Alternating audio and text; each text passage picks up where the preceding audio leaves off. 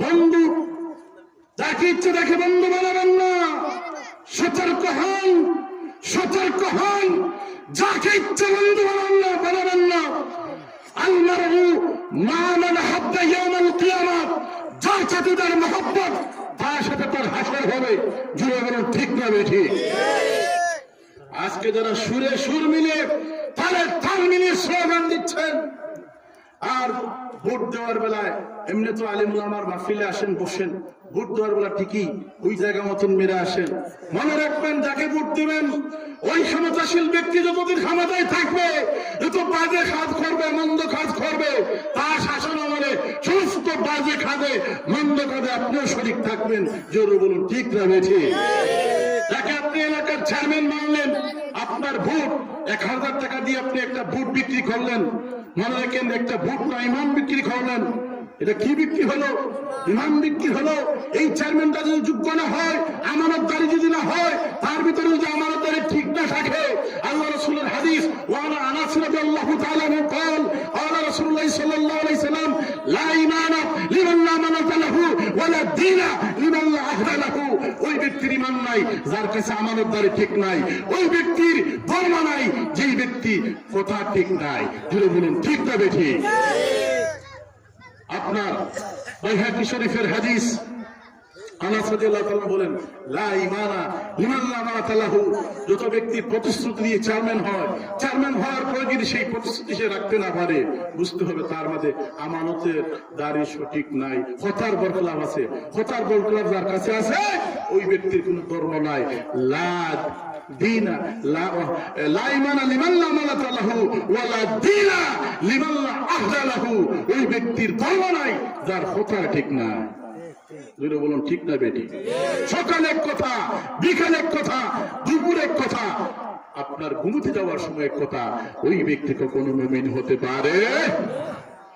আমার বন্ধুরা, আমার কার সাথে বন্ধুত্ব করবেন, কাকে বন্ধু বানাবেন, যাকে তাকে বন্ধু বানাবেন না। এই ঘটনা থেকে শিক্ষা নেন।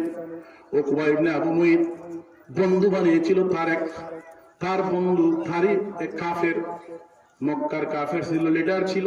উকবা ইবনে আবু মুইতের বন্ধু উমাইয়া ইবনে খালফ। উমাইয়া ইবনে খালফ এসে বলল, রে উকবা ইবনে আবু মুইত, শুনলাম তুই নাকি কালকে তোর মাহফিলের প্রধান অতিথি বানাইয়া তোর অলিমার মধ্যে আব্দুল্লাহ ছিল মুহাম্মদকে দাওয়াত দিয়ে এনেছিস। যাই হোক, এটা তো বড় বিষয় নয়, কিন্তু কলমাও পড়েছিস। আরে উকবা ইবনে আবু মুইত, শোন, যদি মুহাম্মদের সাথে সম্পর্ক রাখতে চাস, মুহাম্মদের সাথে যদি বন্ধুত্ব ঠিক রাখতস, মুহাম্মদের সাথে যদি তোর কলিমার সম্পর্ক, জুড়ে বল কিসের সম্পর্ক? কলিমার সম্পর্ক, ইমানের সম্পর্ক। আজকে আপনার আমার ছেলের, আপনার আমার মেয়ের ইমান নষ্ট করার জন্য সিলেবাসের বিরুদ্ধে ডারউইনের মতো বাদ দেওয়া হয়েছে। ঠিক না বেঠিক?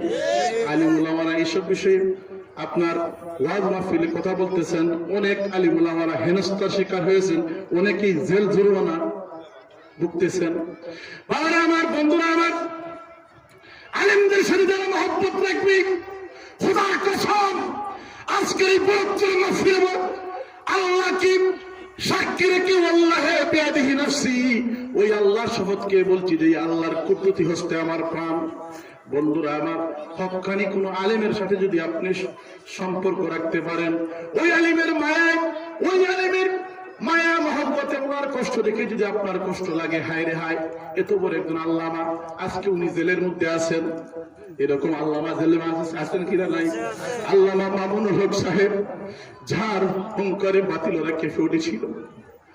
আর আল্লামা মামুনুল হক প্রতিদিন তৈরি হয় না, আল্লামা মামুনুল হক প্রতি সপ্তাহে তৈরি হয় না, আল্লামা মামুনুল হক প্রতি মাসে তৈরি হয় না, আল্লামা মামুনুল হক প্রতি বছরে তৈরি হয় না। আল্লামা মামুনুল হক তৈরি হতে হলে যুগ যুগ, শত বছর, হাজার বছর অপেক্ষা করতে হবে। আজকে সেই আল্লামা জেলের মধ্যে দুঃখে দুঃখে কষ্টে পাচ্ছেন। যদি বলুন ঠিক না বেঠিক?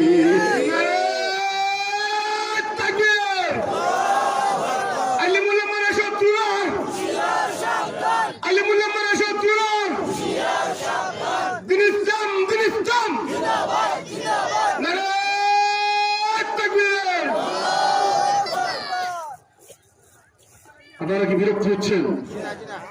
আমি শুধু এখানে কথা বলি, এটা না, আপনাদের দোয়ায় আমি স্টেট আমার থানা জগন্নাথপুরে বয়ান করেছি। নাম ধরে কোন আছে আমাকে ধরবে, কোন দলকে ধরবেন ধরেন, আমার হাতে হাত করে লাগান, নিয়ে যান আপনার জেলখানায়, বলে দিন আপনার জেলের ভিতরে মন্ত্র একটি মূর্তি হবে, যদি আমার ঠিক না ঠিক। তারকে একটি ভিডিও ফুটেজ থেকে আমার হৃদয় রক্তকরণ হয়েছে। বারবার সেই ভিডিও ফুটেজটা আমি দেখেছি। রফিকুল ইসলাম মাদানী একটা পিচ্ছি, আমরা যদিও পিচ্ছি বলি, উনি বাট্টি হওয়ায়, কিন্তু মূলত উনি পিচ্ছি না, অনেক বড় বাপের একজন আলেম। ঠিক না বেঠিক? ঠিক না বেঠিক? আপনারা দেখছেন কিভাবে কোর্টের মধ্যে হাজির করা হয়েছে? আপনারা দেখেন নাই? এই দেশে রেপ করে, যৌন হয়রানি করে, দর্শন করে, চুরি ডাকাতি করে, আপনার সমাজের মধ্যে প্যান্নি ঘোরাফেরা করে, তাকে তো এমন হেনস্থা করা হয় না। আপনি কি জানেন আপনার দেশের ভবিষ্যৎ, আপনার ছেলের ভবিষ্যৎ, ভবিষ্যৎ প্রজন্ম বাংলাদেশ মানচিত্র কোন দিকে দাবিত হচ্ছে? মুসলমান ঘুমিয়ে আসো, ইমানকে জাগ্রত করো। আমি কাউকে আপনার মারামারি করার জন্য বলবো না। আমাদের ইমানের দাবি, যেখানেই দেখবে অন্যায় সেখানেই রুখে দাঁড়াও। যদি বলুন ঠিক না বেঠিক? শুধু ইমান কি নামাজ পড়ার নাম ইমান, মসজিদ তসবিহের নাম ইমান। ওয়ান আব্দুল্লাহ ইবনে মাসউদ রাদিয়াল্লাহু তাআলা قال আব্দুল্লাহ ইবনে মাসউদ থেকে বর্ণিত হাদিস, আল্লাহ রাসূলুল্লাহ সাল্লাল্লাহু আলাইহি ওয়াসাল্লাম বলেছেন, মান রাআ মিনকুম মুনকারান ফালইউগাইরিহি বিয়াদিহি, যেখানেই দেখবে বাজে কাজ হচ্ছে, মন্দ কাজ হচ্ছে, অন্যায় হচ্ছে, দেখা মাত্রই বলা হয়েছে মান রাআ মিনকুম মুনকারান ফালইউগাইরিহি বিয়াদিহি, দুই হাতে বাধা দাও। যদি বলুন কয় হাতে বাধা দাও? দুই হাতে বাধা দাও। দুনিয়া আখিরাত কয়টা? দুইটা। কথা বলেন, দুনিয়ার আখিরাত তিন হলো কয়টা?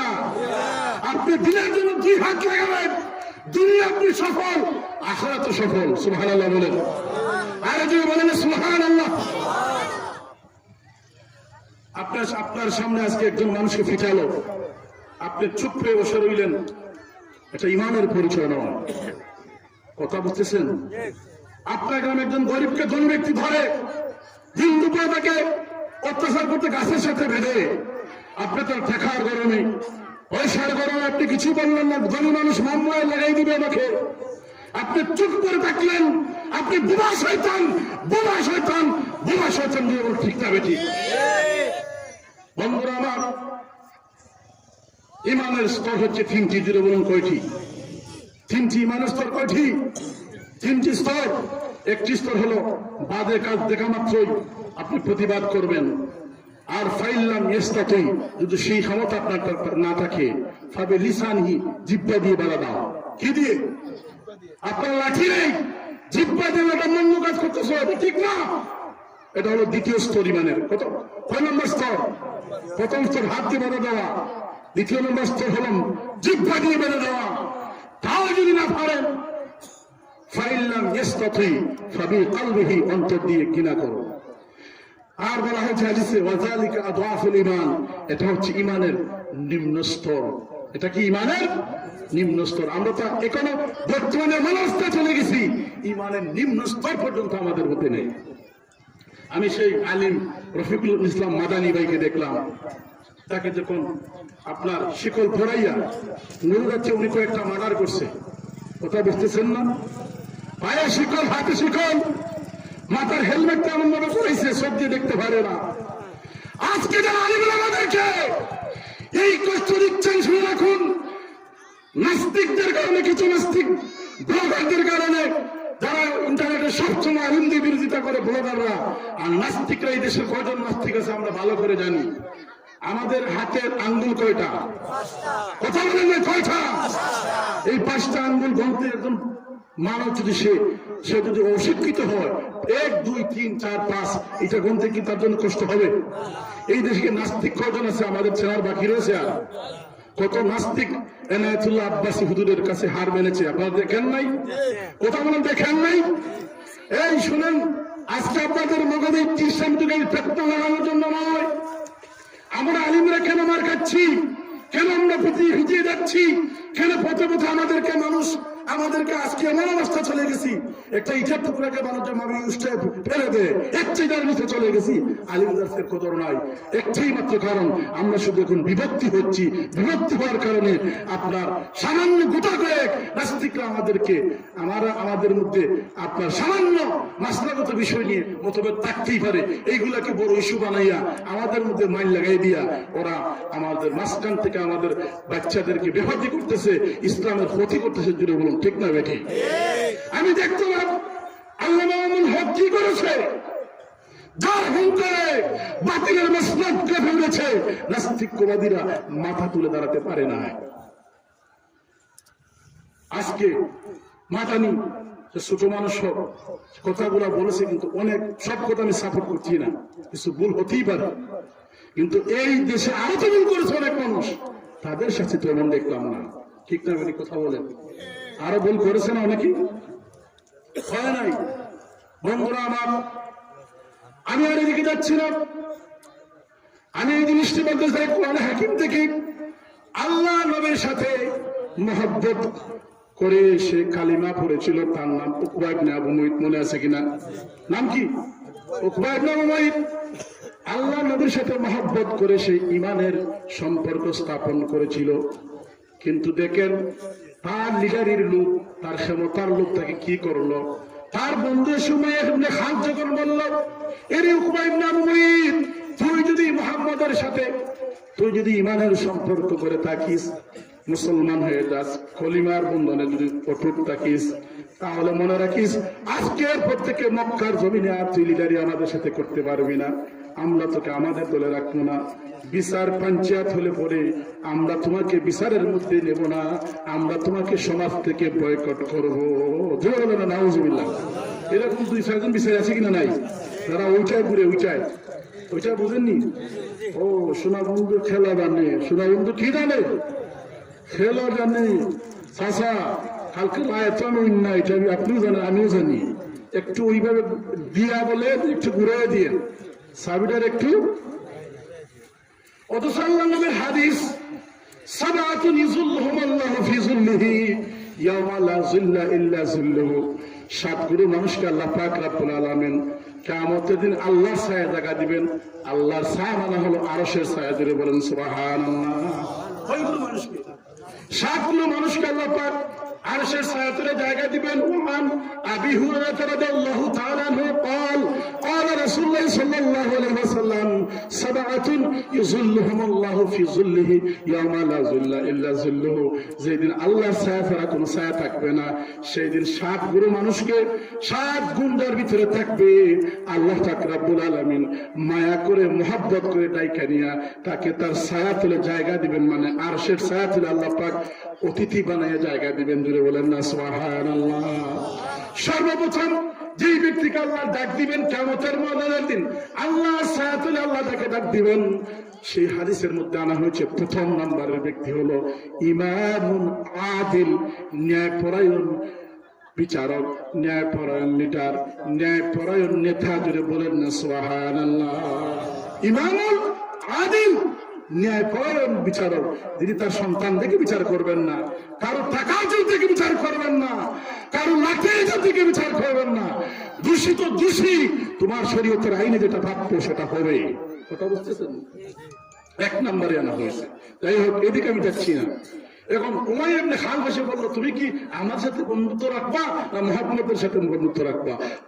মুহাম্মদের সাথে বন্ধুত্ব রাখতে চাও, আমরা তোমাকে বাধা দেব না, তবে মনে রেখো আমাদের সাথে আর উঠা বসা চলাফেরা করতে পারবে। কথা বুঝতেছেন না? আমি আমার ওই যে কোন সূরা আয়াত তেলাওয়াত করেছি, সূরা ফুরকানের 27 নম্বর আয়াত থেকে এই ঘুরে আসতে যে শানে নজুল বলতেছি, শুধু শানে নজুল কেন নাযিল হলো এই আয়াতগুলা? তখন সে কি করলো?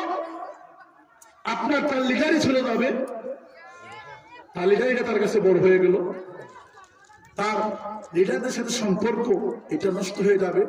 আমাদের দেশে দেখবেন অনেক মানুষ নামাজ পড়ে, কিন্তু তার ওই যে সভাপতি হইতো, ওই দলের যদি সভাপতি হইতে পারে, ওই দলের যদি প্রচার সম্পাদক হইতে পারে, ওই দলের যদি কোন একটা কিছু হইতেই পারে, যে জানোস না আমার ক্ষমতা আছে ওটা।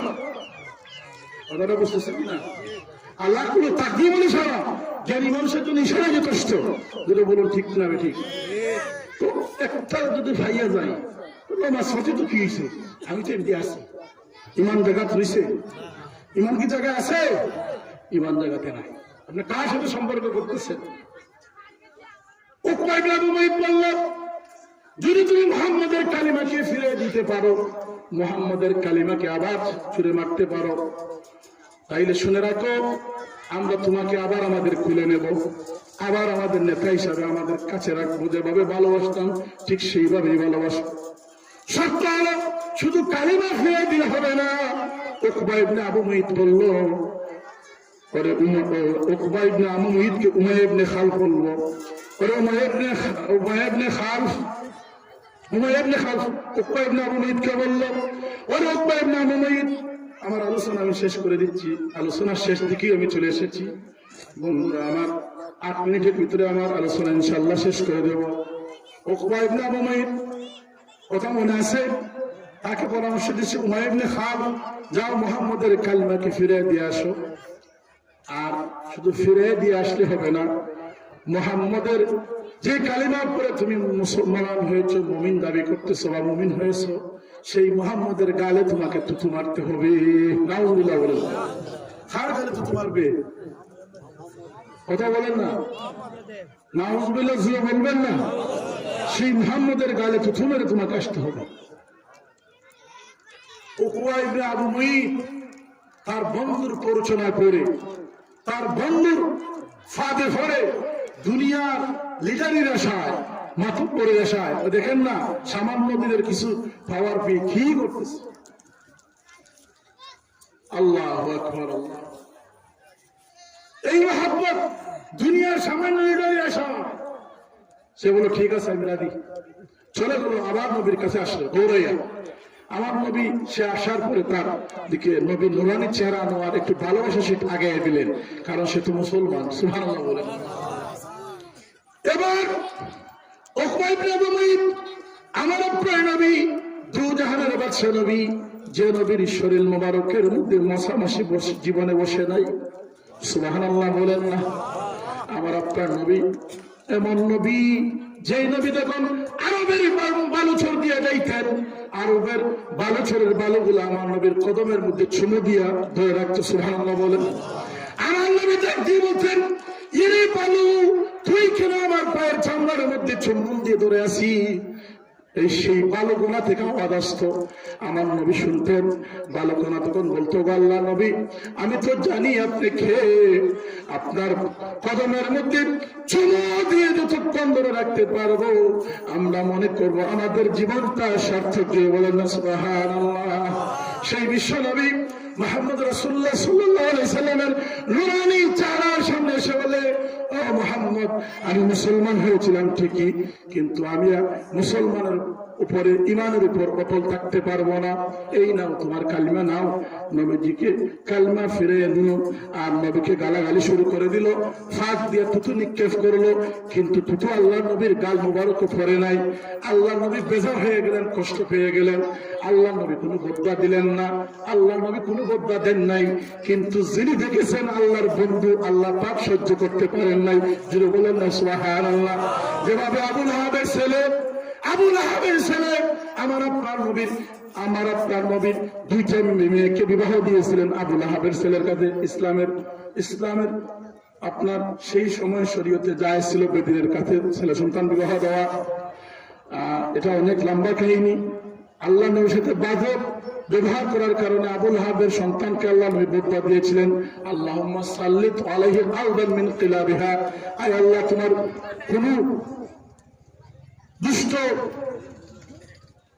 কুকুরের মধ্য থেকে একটি কুকুরকে বাছাই করে তাকে তুমি কি করো, প্রতিশোধ নিয়ে নাও।